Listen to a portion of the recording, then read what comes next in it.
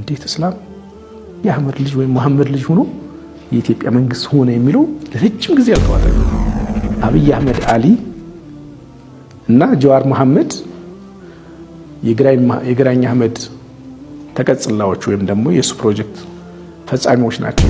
ናሬሽን ነበር። የነጃሽ መስለም ለምን መቀበል አልፈለጋችሁም ስትይ ደግሞ የግራኝ አህመድ ታሪክ ሊያነሳ ነው። ግራኝ አህመድ ከተነሳ እስላም ጥላት ሊሆን ነው። እንዴት እስላም የአህመድ ልጅ ወይም መሐመድ ልጅ ሆኖ የኢትዮጵያ መንግስት ሆነ የሚለው ለረጅም ጊዜ አልተዋጠለትም። አብይ አህመድ አሊ እና ጀዋር መሐመድ የግራኝ አህመድ ተቀጽላዎች ወይም ደግሞ የሱ ፕሮጀክት ፈጻሚዎች ናቸው የሚል ናሬሽን ነበረ። በአማራ ብሔርተኝነት ውስጥ ክርስቲያን መስሎ አታለለን ሰልፍ ነበራል። በጣም ብዙ ነገር እኮ ነው ያየነው። ስለዚህ እንደ አማራ ብሔርተኝነት ይጀመርና እንደ ኦርቶዶክስ ያልቃል። ይሄ ለወሎ ህዝቦች በተለየ መልኩ ምን ችግር ይፈጥራል? አሁን በታሪክ አጋጣሚ እንበለው ልክ ጎጃምና ጎንደር ላይ ኦርቶዶክስ እንደበዛ ሁሉ፣ ሸዋ ላይ ኦርቶዶክስ እንደበዛ ሁሉ ወሎ ላይ ሙስሊም ይበዛል። ይሄ ምን መናገር ነው ይሆናል አንዳንዴ በዛ ፖለቲካ አስተሳሰብ ውስጥ ጎጃም ላይ ኦርቶዶክስ ይበዛል ሲባል ኖርማል ነው፣ ወሎ ላይ ሙስሊም ይበዛል ሲባል ነውር ነው።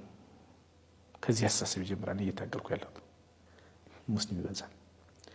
ያ ሙስሊም ማህበረሰብ ደግሞ በተለየ ደግሞ ሙስሊም አማራዎች ተጎጂ የሚሆኑበት ፕሮጀክት ነው ማለት ነው። ይሄ ብሔርተኝነት አንደኛ ጠርቶ ብሔርተኛ ሴኩላር የሆነ የዘውግ ብሔርተኛ መሆን ስላልቻለ፣ ስለዚህ ምን ያደርጋል?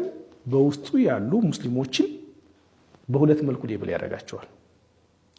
የመጀመሪያዎቹን ጉድ ሙስሊም ይላቸዋል፣ ነባሩ ሙስሊሞች ይላቸዋል። እነዚህን ከአዲሶቹ ሙስሊሞች ነፃ ለማውጣት ነው የሚል ፖለቲካል ሴራ ይሰራል ማለት ነው። ግን አፍተር ኦል ግን ጉድ ሙስሊሞች ባድ ሙስሊሞችን ይጠናቀቃሉ። ጉድ ሙስሊሞችን ሪሶርስ በማድረግ እውቅና በመስጠት ለእናንተ ነው ትግል እናድርገው ማለት በማደራጀት አጌንስት ኦፍ ባድ ሙስሊምስ ያሏቸው። ባድ ሙስሊም ስለነሱ ምንድነው? የኢትዮጵያን ወይም የአምሃራን ዶሚናንስ የሚቃወም የኦርቶዶክስን ዶሚናንስ የሚቃወም ይቺ ሀገር ለሁላችንም እኩል መሆን አለባት፣ ይቺ ሀገር የሁላችንም ናት፣ ሁላችንም እኩል የምታስተናግድ መሆን አለባት፣ ሁላችንም እኩል የምንታይባት መሆን አለባት፣ ሁላችንም እኩል የምትጠቅምም ለሁላችንም እኩል ኃላፊነት የምትሰጥ መሆን አለባት ብሎ የሚነሳውን ሌብል የሚያደርጉት ፖለቲካል ኢስላም ወይም ደግሞ ባድ ሙስሊም ወሃቢያ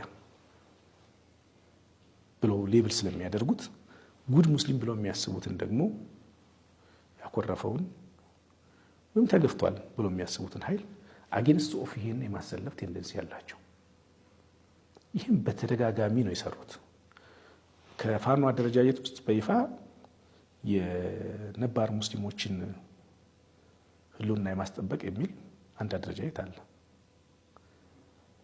ሴኩላር የሆነ አደረጃጀት ከሆነ ፋኖ ብሔርተኛ ከሆነ ስለ ሃይማኖት ነባርና አዲስ ብሎ ካታጎራይዝ የማድረግ ማንዴቱም ስልጣኑም አልነበረው። ስለዚህ ለእነዚህ የነቁ የተባሉ ጥያቄ የሚያነሱ ኢሚዲየት ዳንጀር ውስጥ ይገባሉ ማለት ነው። በሂደት ደግሞ ጉድ ሙስሊምስ የተባሉት ደግሞ ወይም ነባር የተባሉት ደግሞ አይቀርላቸውም፣ ታሪካዊ በደል ደርስባቸዋል ማለት ነው። ስለዚህ የአማራ ብሔርተኝነት ነጥሮና ወይም ደግሞ ከሪሊጂየስ ዊንጉ ትራንስፎርም አድርጎ ተሻግሮ ሴኩላር የሆነ ማንነትን በአጭር ጊዜ መላበስ ስለማይችል ስላልቻለም ባይዘው አቦርት አድርጓል። ስላልቻለም ምን ሆኖ መጣ ማለት ነው? እነዚህን ሙስሊሞች ተጠቂ ወይም ሴኩሪታይዜሽን ውስጥ ይከትና ወይም ደግሞ ተሰጊነት ውስጥ ይከትና አጌንስት ኦፍ እነሱ የሚሄድበት ሁኔታ በጣም ይሰፋል ማለት። ለምሳሌ ተባባሪ አይደሉም ብሎ ሊያጠፋቸው ይችላል። ባንዳዎች ናቸው ብሎ ሊያጠፋቸው ይችላል። ሰላዎች ናቸው ብሎ ሊያጠፋቸው ይችላል። የምንታገለው ኃይል ወይም ደግሞ የጠላታችን ተባባሪዎች ናቸው፣ ሰላይ ናቸው፣ ጆሮ ናቸው፣ ደጋፊዎች ናቸው ብሎ ሊያጠፋቸው ይችላል። በተለይ የነጃሺ መስለምለምን መቀበል አልፈለጋችሁም ስትይ ደግሞ የመጀመሪያው ኢትዮጵያ ውስጥ ሙስሊም ንጉስ ነበረ ልትይ ነው። ይሄ ደግሞ ቀጣይነት ያለው የሰለሞን ከሰለሞን የሚወለድ ክርስቲያን የሆነ ወንድ የሆነ ንጉስ ምናምን የሚለውን ትርክት ሊያፈርሰው ነው። ስለዚህ አይቀበሉትም። ኦኬ እንደዛ ከሆነ ለባለፉት 30 እና 40 ዓመታት ነጃሺ ሰልሟል አልሰለምም የሚል አርጊውመንት በሙስሊም ልሂቃንና በእነሱ መካከል ተደርጓል። ፋይናሊ እነሱ በሚሊኒየም የኢትዮጵያ ኦርቶዶክስ ቤተክርስቲያን ባወጣቸው አንድ ፓምፕሌት ነጃሺ የሚባል ንጉስ የለም ብላ ነው የወጣቸው። ኦኬ ፖዝ እናድርገው። ሰልሟል አልሰለምም አይደለም። ነጃሺ ኦርቶዶክስ ነበር ወይ ነው ጥያቄው። ለመስለም መጀመሪያ ኦርቶዶክስ ነበር ወይም ክርስቲያን ነበር አይደል መሆን ያለበት? እሱን ኩዌሽን እናደርጋለን። ሁለተኛ ነጃሺ ስደተኞችን ነው የተቀበለው ወይስ ልኡካን ነው የተቀበለው? ሌላ ጥያቄ ነው። ሶስተኛ የነጃሺና የነብዩ ግንኙነት የመዲና ፕላን ቢ ነበር ወይስ ዝም ብሎ ተራ ስደት ነበር? ይሄ ላይ ምርምር ይፈልጋል። መጽሐፍ በዲፕ በሆነ መልኩ ይሄን ያጠናል። መጽሐፉ በመጀመሪያው ክፍል ላይ እስልምና የኢትዮጵያ ጅምር ሃይማኖት መሆኑን ከገለጸ ከአሰርት ካደረገ በኋላ እስልምና ወደ ኢትዮጵያ በ615 የገባው የፈረሰ ቤቱን ሊያቀናን መሆኑን አሰርት ካደረገ በኋላ ነጃሺ ሰልሟል አልሰለምም ብቻ ሳይሆን ነጃሺና ነብዩ ሰለላሁ ዐለይሂ ወሰለም በኢትዮጵያ ውስጥ አንድ ኢስላሚክ ስቴት ለመፍጠር ሲሰሩ ነበር የሚል ኮንክሉዥን ያመጣል። እንዴት ነበር ለምን የሚለው መጽሐፉ ላይ ዲቴል አለ። አሳማኝ የሆኑ ሂስቶሪካል ፋክቶችን ይዞ ነብዩ ሰለላሁ ዐለይሂ ወሰለም የመዲና ፕሮጀክት ባይሳካ ኖሮ ኢትዮጵያ ውስጥ አስቻይ ሁኔታ ፈጥረው ጨርሰው ነበር። ይሄን አሰርት ያደርጋል። ከዛ ቀጥሎ መጽሐፉ የግራኝ አህመድ ታሪክ ሊያነሳ ነው። ግራኝ አህመድ ከተነሳ እስላም ጥላት ሊሆን ነው። አማራ ክልል ውስጥ ሙስሊም ማጆሪቲ ያለው ወሎ ነው፣ ወይም ደግሞ የአማራ ክልል ሙስሊሞች በማጆሪቲው በጥላት ወይም የጥላት ተባባሪ ተብለው ሴኩሪታይዜሽን ውስጥ ሊገቡ ነው ማለት ነው። ሶስተኛው የኦሮሞ መስፋፋት ሲደመር አሁን ኢመርጅ እያደረገ ፓወር እያገኘ የመጣ የኦሮሞ ብሔርተኝነት ጥላት ተደርጎ ሌብል የሚደረግ ከሆነ አማራ ክልል ውስጥ ያሉ ኦሮሞዎች ቪክቲም ሊሆኑ ነው ማለት ነው። እነዚህ ደግሞ የት ነው ያሉት? ወሎ ውስጥ ነው። ስለዚህ ኢንተርናሊ ኤክስተርናሊ የአማራ ብሔርተኝነት አት ዘ ኤክስፔንስ ኦፍ የወሎ ህዝቦች ነው የሚሆነው የሚል ኮንክሉዥን ላይ ደረስን ማለት ነው። ይህንን የሚነግሩን ደግሞ ወይም ደግሞ ይህን ሐሳባችን ይህን ስጋቴን በተለይ በፐርሰናሊ እኔ አሹር የሚያደርጉ እንቅስቃሴዎች ነበሩ። ያሳምነው ጽጌ እንቅስቃሴዎች ቶታሊ ኢንተርናሊ በአማራ ክልል ውስጥ የነበሩ የአሳምነው ጽጌ የአማራ ብሔርተኝነት ሙቭመንቶች በሙሉ እነዚህን በሙሉ ያረጋገጠ ነበር። የአገው ብሔርተኝነትን ይጨቁን ነበረ። ወሎ ከሚሴ 3 4 5 6 7 ጊዜ ዘምቷል።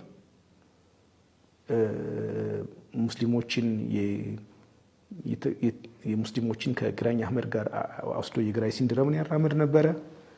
ስለዚህ ነገሩ እንደፈራ ነው ይሆነ መጣ ማለት ነው። በነገራችን ላይ የአማራ ልዩ ኃይል ወደ ከሚሴ ሲሄድ የአማራ ክልል ልዩ ኃይል ሆኖ ነው የሄደው ወይስ የአማራ ልዩ ኃይል ሆኖ ነው የሄደው? ይሄ ነበርኛ ያኔ ስንጠይቅ የነበረው። ወደ ከሚሴ ሲሄድ የአማራ ክልል ህዝቦች ልዩ ኃይል ሆኖ አልነበረም የሚሄደው፣ የአማራ ልዩ ኃይል ሆኖ ነበር የሚሄደው። በአማራ ክልል ውስጥ ልሙጥ የሆነ የአማራ ብሔርተኝነት ፕሮጀክትን ለመፍጠር ሲባል መዋጥ ያለባቸው መጨፍለቅ ያለባቸው ሌሎች ብሔሮች ወይም ተጋላጭ ይሆናሉ ማለት ነው። እነዚህ ብሔሮች ማን ናቸው? ቅማንት አለ፣ የወሎ ኦሮሞ አለ፣ አርጎባ አለ፣ አገው አለ። ከነዚህ ውስጥ አገው፣ አርጎባ፣ የወሎ ኦሮሞ ማህበረሰብ የሚገኙት ወሎ ውስጥ ነው። ስለዚህ በየትኛውም ካልኩሌሽን ስንመጣ የወሎ ህዝቦች ተጠቂ ወይም ደግሞ ተጎጂ የሚሆኑበት ናሬሽን ነበረ። ምን ይሻላል ነው እኛ ስንሄድ የነበረው። ምን ይሻላል ከተቻለ እነ ሚስተር ኤክስ ወይም ግሩፕን ምናምን ላይወክል ይችላል። ይሄ የኔ ፐርሰናሊ የነበረኝም አናላይሲስ ነው። አንዳንድ ጊዜ እኔ ሳወራ ከጀርባው ምናምን ስለሚሉ ከጀርባ ማንም የለም። ይሄ ፐርሰናል ዝም ብዬ ሳነብ ምን ስልም የማራምደው ሀሳብ ነው፣ የሚገባኝ ነው።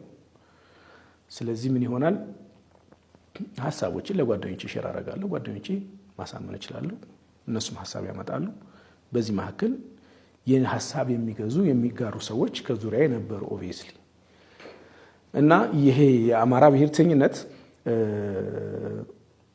አመጣጡ ለወሎ ህዝቦች በውጭም በውስጥም አደገኛ መሆኑን ከተረዳው በኋላ ቀጣዩ ምንድን ነው የሚሆነው? ዋቲፍ የአማራ ብሔርተኝነት ከትግራይ ጋር ጦርነት ቢገጥም ማነው ተጎጂ የሚሆነው ብዬ ሳስብ ሁለት ቀጠናዎች ተጎጂ ይሆናሉ፣ ጎንደርና ወሎ በተለየ መልኩ። ያ ደግሞ አልቀረም። የሰሜን ጦርነት ሲነሳ ጎንደር ላይ እና የወሎ ቀጠና በተለየ መልኩ ተጎጂ ሆኗል። ወሎ ወደ መሀል ሀገር መምጫ ጌትዌይም ስለሆነ መተላለፊያም ስለሆነ ያሸነፈውም ሲመጣ እየረግጠው ይመጣል፣ የተሸነፈም ሲሸሽ እየረገጠው ይሄዳል። ስለዚህ ይሄ ብቻ አይደለም።